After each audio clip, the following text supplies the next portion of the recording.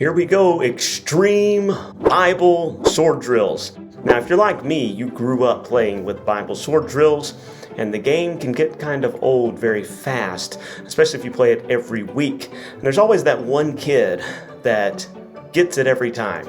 You know, they're always the one who is standing up and getting the correct answer. So here's a lot of variations of sword drills that I've come up with throughout the years. Now, according to my YouTube stats, 88% of the people watching these videos has not subscribed to the channel.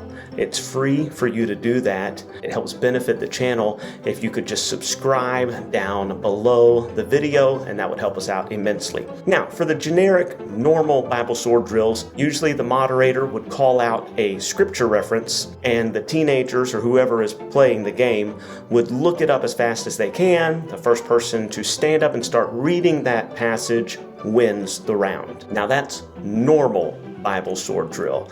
Now let's mix it up a little bit as we get into some extreme variations of Bible sword drills. First, we'll see reversed sword drills.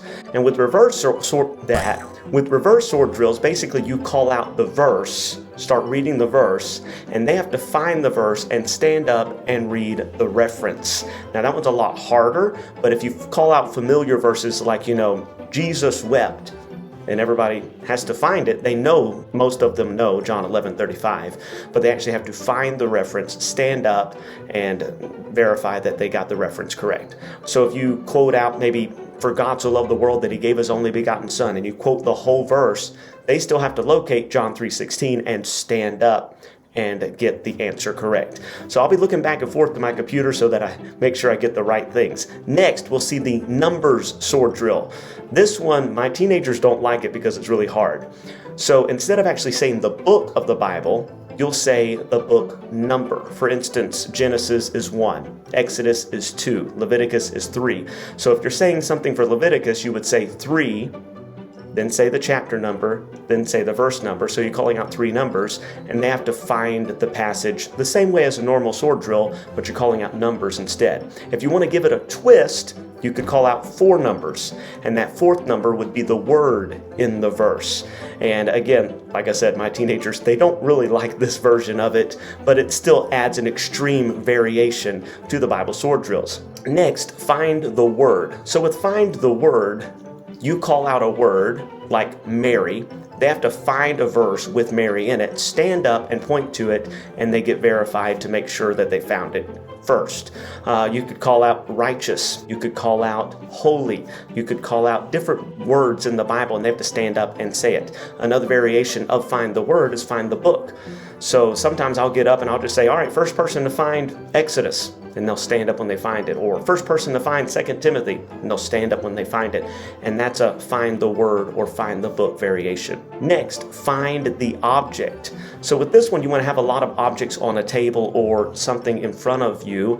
And it could be objects like a blanket or leaves or your wife's essential oils, or different things like that, a rock or a stone, a twig or a branch, and you place those things on a table in front of you, already have the verses pre-selected on your list, so that when they look up that verse, they find the object in that verse, they run up, grab the object, hold it up in the air. The first teenager to do that wins the round. So that's find the object. Next, pass it up. Now the pass it up with the sword drill variation is a lot of fun because you have a list of verses that you've already pre-selected.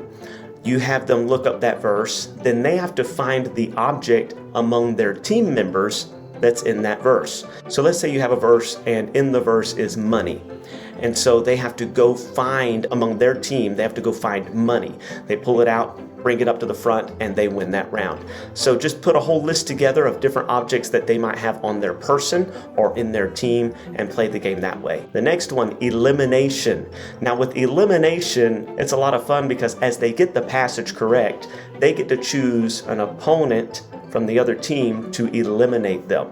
So that one guy that's always getting the verse right, or that one girl that's always getting it right, however you have the team split up, they get to stand up if they've won and choose their best player to knock them out and eliminate them from the rest of the game. Now you can play the game until everybody on the other team is eliminated, or if you have a lot of people, just play till a certain group of people is eliminated, like 5, 6, 7 people from each team is eliminated. The first team to get 5 people gone could win, and you could play it that way as well. The next one is added up.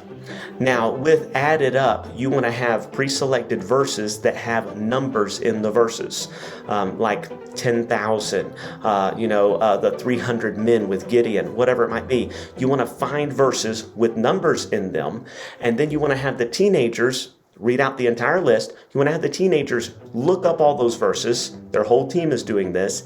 Add all the numbers together, and the first team to come up with the correct answer of all the numbers added together wins that round. So I hope this gives you some variations to some extreme sword drill challenges to break up the everyday stuff that you usually do. I know I grew up playing Bible sword drills in my children's department, in my youth department, and it got kind of old after a while. And you want to keep in mind, if you're not excited about it, the teenagers probably aren't excited about it either. So the more excited and more variations you can do with different games and get them involved and get them excited, it helps make a big difference in your group. So if you dig this sort of content, don't forget to like, comment, subscribe, send out this video to other people who may enjoy it as well. Hope you have a great day, and we'll see you in the next one.